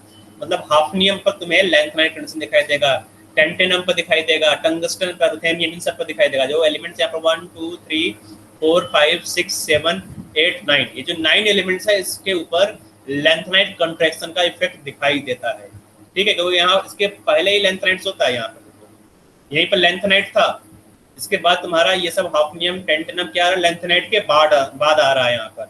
इसके ऊपर जो एलिमेंट्स है, जो तुम्हारा 3D और 4D सीरीज है, 3D और 4D सीरीज में कोई लेंथेनाइट कॉन्ट्रैक्शन नहीं होगा। अब क्यों होता है लेंथेनाइट कॉन्ट्रैक्शन? अगर तुम बात करोगे इलेक्ट्रॉनिक कॉन्फ़िगरेशन का, ठीक है, तो जो तुम्हारा एटम है, जो लेंथेनाइट सीरीज है, लेंथेनाइट सीरीज के न्यूक्लियस में है ना, क्या होगा बेटा, 14 प्रोटॉन को ऐड कर रहे हो, ठीक है। अगर तुम बात करोगे लेंथेनाइट सीरीज का, तो लेंथेनाइट सीरीज क्या होगा बेटा, अगर तुम बोलोगे लेंथ, यहाँ पर मैं बात करूँ लेंथेनम और हाफनियम का। जो लेंथेनम है, लेंथेनम का जो तुम देखोगे एटॉमिक नंबर, तो ये 57 देखो यहाँ पे लिखा हुआ 57, ठीक है। लेंथेनम दिया हुआ 57, तो लेंथेनम का एटॉमिक नंबर 57 है, और हाफनियम में क्या होगा 71 होगा। तुम बात करोगे हाफनियम का 72 यहाँ पर है, सॉरी 72, हाफनियम है 72, ठीक है, ये है 72। तो अब लेंथेनम और हाफनियम दोनों अगल बगल है, यहाँ पर देखोगे तो टेबल में अगल बगल है। यहाँ पर जो लेंथेनम है, लेंथेनम के साथ यहाँ पर लेंथेनाइट सीरीज है, जो 14 एलिमेंट है, एक साथ यहाँ पर रखा गया है, ठीक है, एक साथ ही इस लेंथेनम के साथ रखा गया है। तो अगर तुम लेंथेनम से तुम हाफनियम में जाओगे तो क्या होता है बेटा, जो लेंथेनम है, लेंथेनम में तुम 14 प्रोटॉन को और ऐड कर रहे हो तो हाफनियम आएगा, ठीक है। लेंथेनम प्लस 14 करोगे तो यहाँ 57 प्लस 14 करोगे तो यहाँ पर 72 आ जाएगा। इसका मतलब न्यूक्लियस में तुमने प्लस 14 प्रोटॉन किया है, और साथ में जो इलेक्ट्रॉन ऐड किया है, इलेक्ट्रॉन कहाँ पर ऐड हुआ बेटा, जो तुमने 14 इलेक्ट्रॉन ऐड किया है वो f ऑर्बिटल में ऐड किया है, ठीक है। इलेक्ट्रॉन ऐड हुआ है f ऑर्बिटल में, और तुम्हें मालूम है जो f ऑर्बिटल होता है, f ऑर्बिटल न्यूक्लियस से दूर होता है। अगर sp,d, f ऑर्बिटल की बात करोगे तो जो डिस्टेंस है न्यूक्लियस से, f ऑर्बिटल का सबसे दूर होगा डिस्टेंस न्यूक्लियस से, और तुमने सबसे दूर यहाँ पर इलेक्ट्रॉन को ऐड किया है। जो तुम्हारा 14 इलेक्ट्रॉन है न्यूक्लियस से दूर है। सबको समझ में आ रहा है क्या मैं बोल रहा हूँ? Yes sir. हाँ, समझ जाए, जहाँ पर भी तुम्हें समझ में ना आया मुझे बोल देना, ठीक है।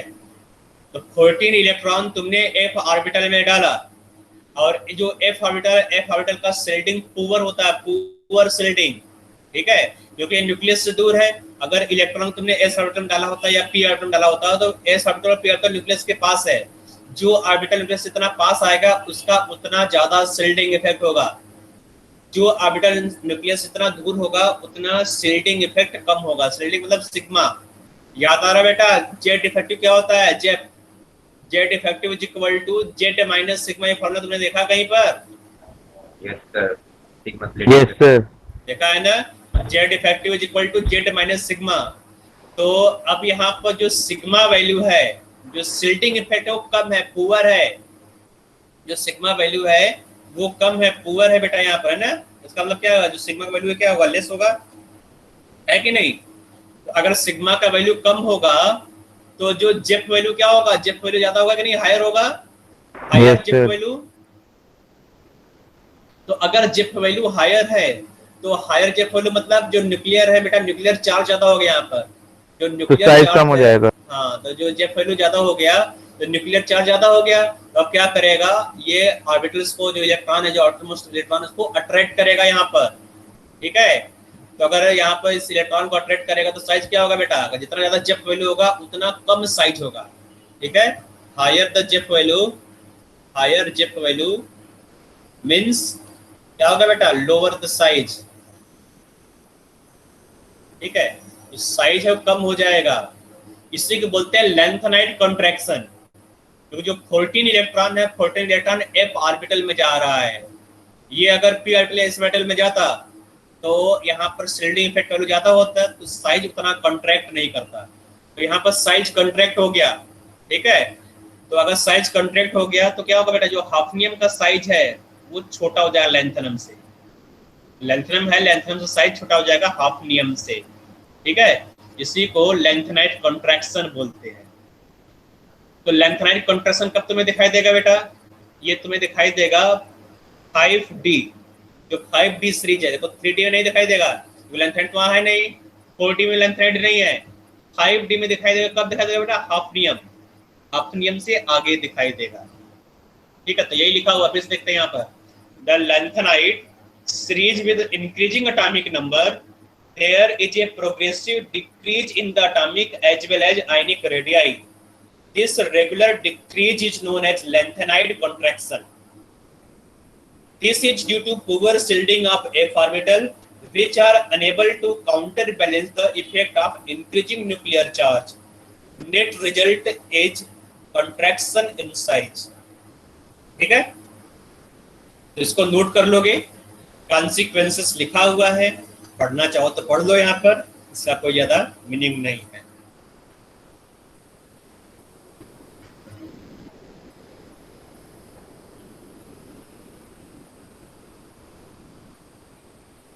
ठीक है बेटा, आगे आ जाते हैं।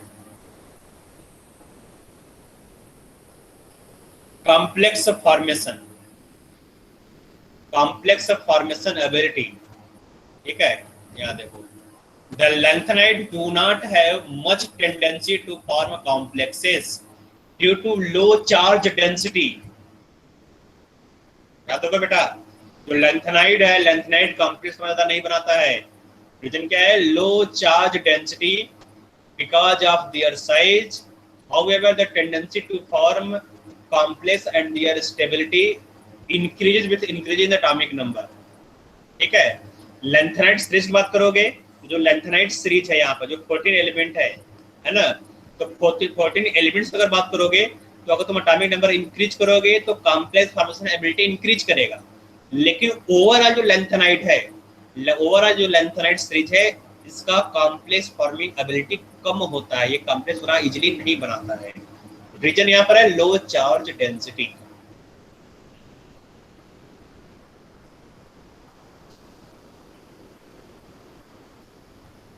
ठीक है बेटा,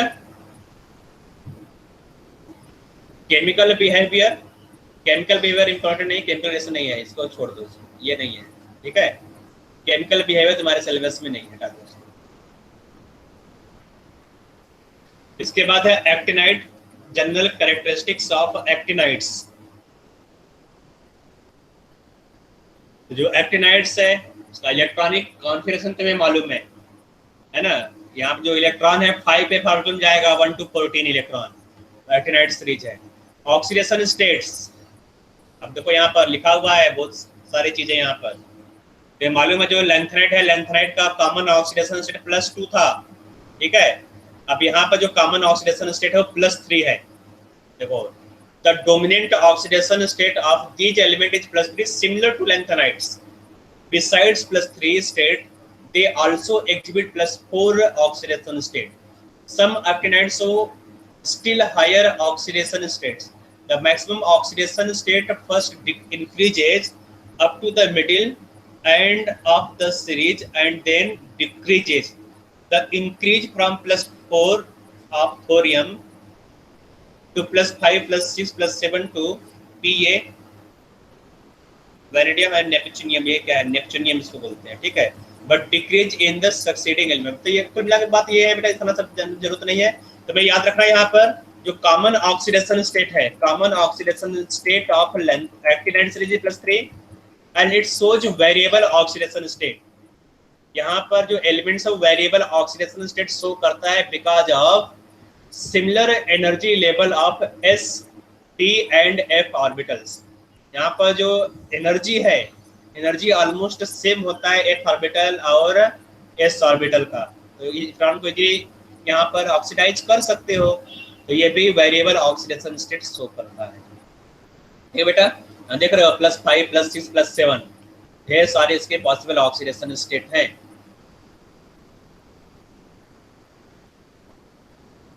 तो केमिकल बिहेवियर इसमें नहीं पूछता है, छोड़ दो केमिकल बिहेवियर को। ये तुम्हारा था बेटा D and F block elements. तो D and F block elements में तुम्हें फोकस करना है ऑक्सीडेशन स्टेट्स पर, ठीक है।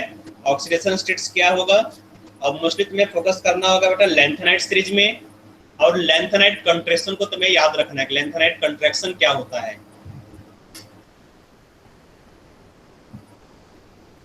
तो उसको नोट कर लो, उसका स्क्रीनशॉट ले लो। ले लिया सर। ओके, तो हम लोग चलेंगे नेक्स्ट चैप्टर पर, जो नेक्स्ट चैप्टर है पी ब्लॉक एलिमेंट्स है, ठीक है। तो हम लोग पढ़ना है P block elements.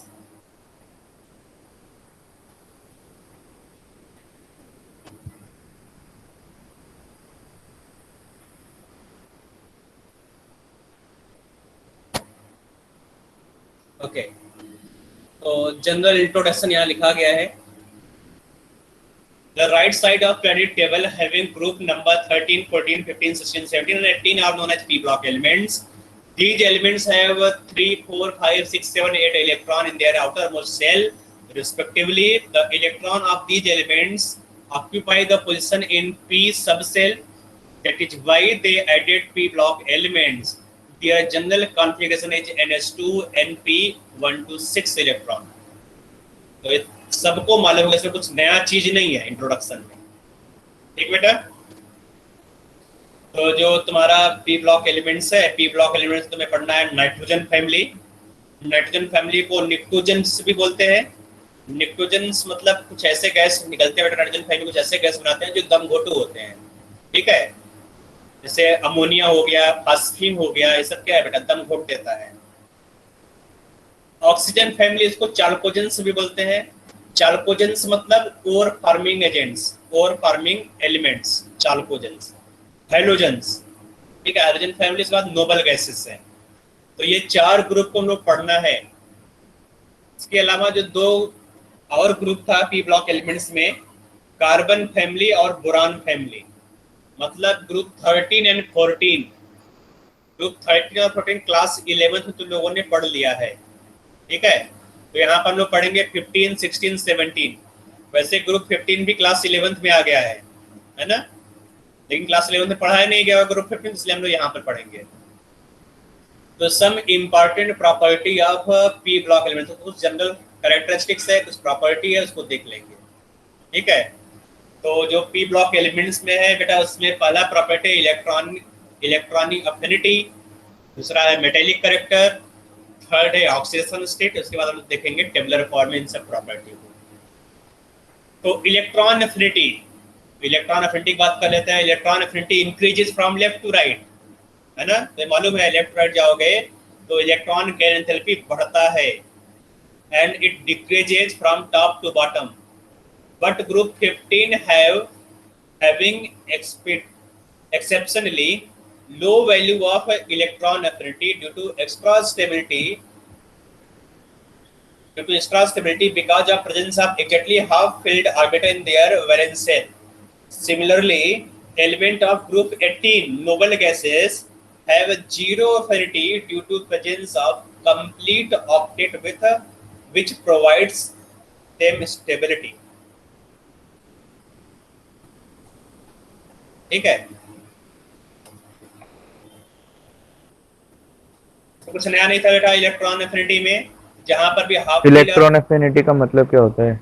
Electron affinity बेटा होता है एक इलेक्ट्रॉन को गेन करने पर, कोई न्यूट्रल एटम है, न्यूट्रल एटम अगर इलेक्ट्रॉन को गेन करा तो एनर्जी रिलीज होगा। तो कोई एटम ए यहाँ पर है ना, एटम तो ए फिर में इलेक्ट्रॉन गेन एंथैल्पी क्या होता है? वही होता है इलेक्ट्रॉन गेन एंथैल्पी या फिर इलेक्ट्रॉन एफिनिटी का मतलब एक ही होता है। तो जो इलेक्ट्रॉन गेन एंथैल्पी है ना, और जो इलेक्ट्रॉन एफिनिटी है, दोनों सिनोनिम्स है। ठीक है, तो अब इसका जो डेफिनेशन तुम लोगों ने पढ़ा होगा क्लास 11th में, डेफिनेशन क्या बेटा, gas addition energy released when 1 mole of electron is added to ground state of isolated gaseous atom is known as electron gain enthalpy or electron affinity। तो अगर पहले से ही एटम हाफ फिल्ड या fully filled है तो electron को easily accept नहीं करेगा, तो अगर इजीली एक्सेप्ट नहीं करेगा तो जो एनर्जी रिलीज होगा वो कम रिलीज होगा। याद रखो बेटा, यहाँ पर जो रिएक्शन है वो एक्सोथर्मिक रिएक्शन है। एक्सोथर्मिक रिएक्शन मतलब डेल्टा एच है वो नेगेटिव होगा। ठीक है, पता है ना। और तुम्हें मालूम होगा जो इलेक्ट्रॉन गेन एंथैल्पी है ऑक्सीजन से ज्यादा किसका होता है बेटा, सल्फर का ज्यादा होगा ऑक्सीजन से, फ्लोरीन का ज्यादा होता है फ्लोरीन से, है ना, सल्फर का ज्यादा होगा, किससे ज्यादा होगा, सल्फर से, ऑक्सीजन से। जनरली क्या होता है, अगर तुम टॉप टू बॉटम जाते हो किसी भी ग्रुप में, ऊपर से नीचे जाओगे इलेक्ट्रॉन गेन एंथैल्पी डिक्रीज होगा, लेकिन क्लोरीन फ्लोरीन में ऑक्सीजन सल्फर में उल्टा हो रहा है। क्यों, रीजन क्या है इसका, कोई बताएगा? सर मोर इलेक्ट्रोनेगेटिव होते हैं फ्लोरीन और ऑक्सीजन। Inter electron repulsion. देखो बेटा क्या होता है, हाँ जिसने सेकंड टाइम आंसर दिया वो सही है। तो यहाँ पर क्या होता है कि जो क्लोरीन और सल्फर है बेटा, उसका साइज फ्लोरीन और ऑक्सीजन ज्यादा होता है।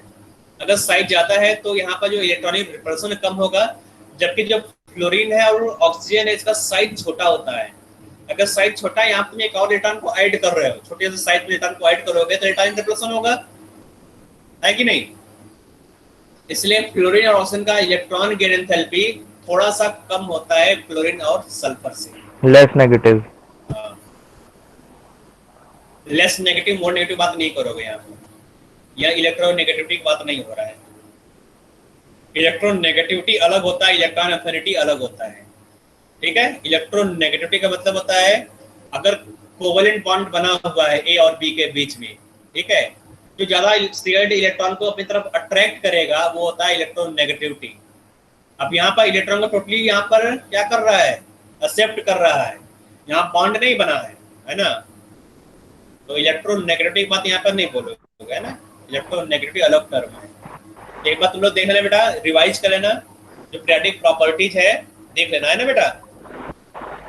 अगर कोई प्रॉब्लम है पूछ लेना, पहले रिवाइज करके आओगे नेक्स्ट क्लास में और फिर मुझसे पूछ लोगे जहां पर भी डाउट होगा पीरियोडिक प्रॉपर्टीज में। ठीक है बेटा, सबके लिए बोल रहा हूं मैं, तो बहुत आसान है, तो खोलोगे तुरंत समझ में आ जाएगा। एनसीईआरटी खोलो, वहां पर एनसीईआरटी पढ़ोगे, तुम्हारे पास नोट्स नहीं है, नोट्स तो अच्छी बात है बेटा, नोट्स से रिवाइज कर लो, नहीं तो एनसीईआरटी पढ़ लो वहां पर। ठीक है, आगे मेटेलिक करेक्टर, तो जो पी ब्लॉक एलिमेंट है यहाँ पर तीनों टाइप के एलिमेंट्स पाए जाते हैं बेटा, मेटल, नॉन मेटल और मेटलाइट्स। ठीक है, तो मेटेलिक करेक्टर क्या होगा बेटा, डाउन द ग्रुप इंक्रीज होगा, डाउन द ग्रुप जाओगे तो जो मेटेलिक करेक्टर वो इंक्रीज होता है। जो मेटेलिक करेक्टर है वो दो चीजों पर डिपेंड करेगा, पहला साइज ऑफ एटम, दूसरा एनर्जी एंथैल्पी। जितना कम एनर्जी एनर्जी होगा उतना ज्यादा मेटेलिक करेक्टर होगा, साइज जितना बड़ा होगा, साइज ज्यादा होना चाहिए बेटा मेटेलिक करेक्टर के लिए, हायर साइज। ठीक है, और जो एनर्जी वो कम होना चाहिए। तो ये होता है मेटेलिक करेक्टर के लिए सुटेबल कंडीशन। तो यहाँ लिखा गया है the element having bigger size and low energy enthalpy has greater metallic character.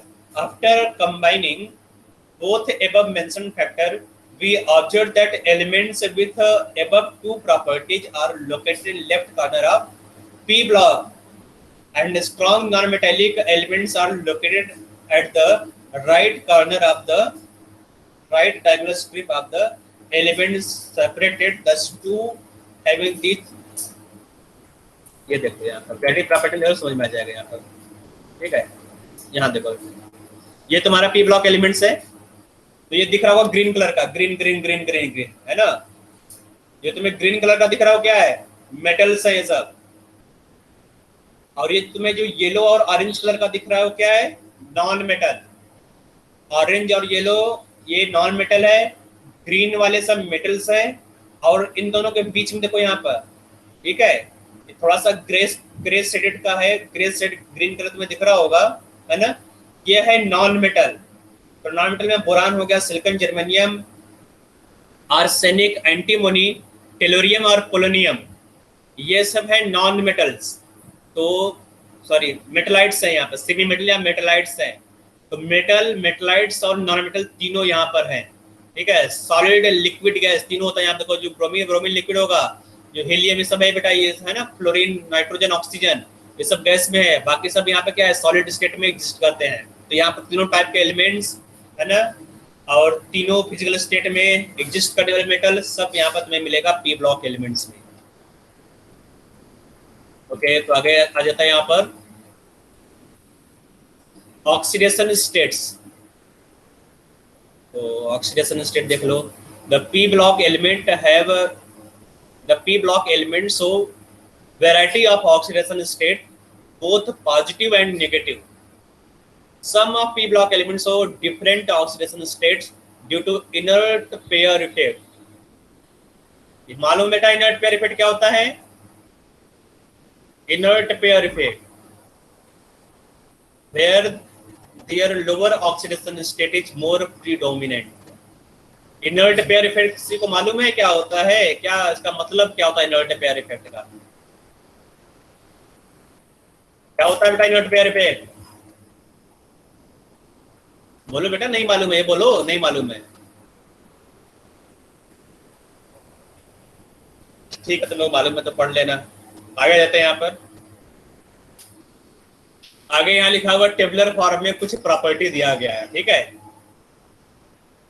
Some important characteristics of p block element in tabular form, atomic radii, है ना। एटॉमिक रेडियस क्या होगा, टॉप टू बॉटम जाओगे तो क्या होगा, इंक्रीज होगा, left to right जाओगे तो डिक्रीज होगा। एनेसन पोटेंशियल या एनेसन एनर्जी, लेफ्ट टू राइट जाओगे कंक्रीज होगा। तो इसको बेटा यहाँ पर जो लेफ्ट टू राइट जो प्रॉपर्टी है और जो टॉप टू बॉटम प्रॉपर्टी एक दूसरे का अपोजिट है। देखो यहाँ पर डिक्रीज इंक्रीज, इंक्रीज है तो यहाँ डिक्रीज है, यहाँ पे इंक्रीज यहाँ पे decrease, increase decrease, decrease increase, increase decrease, decrease increase, ठीक है। मतलब जो तुम्हारे पीरियड में होगा उसका अपोजिट होगा ग्रुप में, ठीक है। तो इलेक्ट्रोनेगेटिविटी, अगर तुम बात करोगे इलेक्ट्रोनेगेटिविटी का, लेफ्ट टू राइट क्या होगा, इंक्रीज होगा, टॉप टू बॉटम डिक्रीज होगा। इसमें कुछ खास बताने लायक नहीं है, लोग मालूम होगा। यहाँ पर oxidising property, left to right जाओगे तो इंक्रीज होगा, टॉप टू बॉटम जाओगे डिक्रीज होगा। रिड्यूसिंग प्रॉपर्टी, अगर ऑक्सीडाइजिंग प्रॉपर्टी इंक्रीज होगा तो रिड्यूसिंग प्रॉपर्टी डिक्रीज होगा, ठीक है। तो ये दो अलग से ऐसे प्रॉपर्टी तुम्हें याद रखना पड़ेगा, ठीक है। इन प्रॉपर्टी तुम्हें याद रखना होगा, ठीक बेटा। तो 6 और 7 नंबर का है, उसको याद रख लेना। 6 7 तुम्हें केवल एक याद रखो, ऑक्सीडाइजिंग प्रॉपर्टी, उसका उल्टा हो जाएगा रिड्यूसिंग प्रॉपर्टी। जो 6 वाला है उसको याद रख लेना, क्योंकि ये याद नहीं रहता है इन लोगों को, उसको याद कर लो। 6 वाले को मैंने ब्लैक कलर से हाईलाइट कर दिया, ठीक है बेटा। इतना समझ में आ गया? यहाँ पर एक इलस्ट्रेशन दिया गया है, हाँ ठीक है, बोलते रहो, मालूम चल रहा तुम लोग जगे हुए हो। Illustration number 1, which of the following arrangement represents the correct order of electron affinity? चलो क्वेश्चन कंप्लीट नहीं है। तो इलेक्ट्रॉन एफिनिटी में बताना है, यहाँ पर तो सिंपल सा क्वेश्चन है, पीरियोडिक प्रॉपर्टी का सी पार्ट यहाँ पर होगा, है ना। तो कर लोगे तुम, ठीक है। मालूम है क्लोरीन ज्यादा होता है फ्लोरीन से और सल्फर ज्यादा होगा ऑक्सीजन से। तो यहाँ पर एक ही ऑप्शन बचा है, यहाँ पर सी वाला, अभी तो मैंने बताया, इसको डिस्कस किया है। आगे तो यहाँ पर निक्टोजन्स पर, ठीक है। निक्टोजन मतलब नाइट्रोजन फैमिली, तो नाइट्रोजन फैमिली ग्रुप 15 होगा बेटा। इसमें जो एलिमेंट्स है, एलिमेंट्स को देख लो, ठीक है।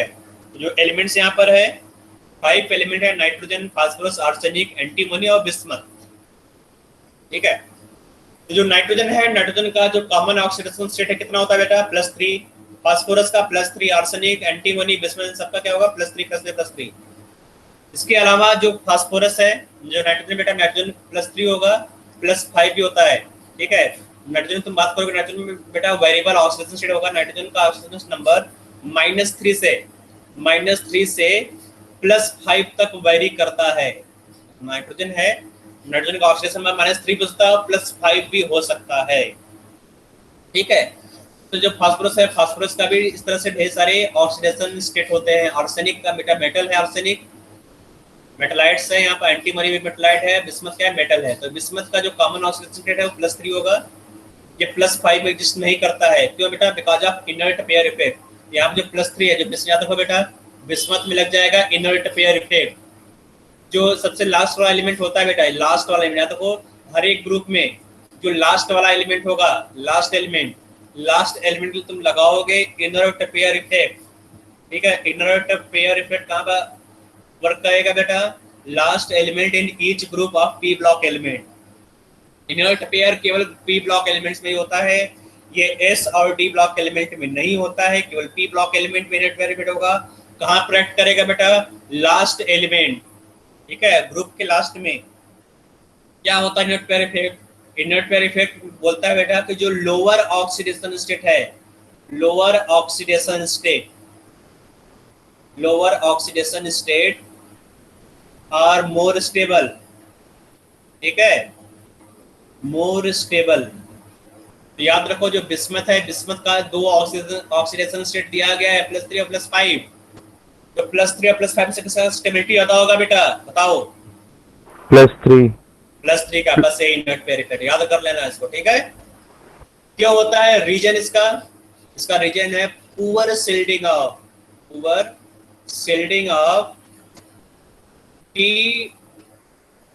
d orbital electron.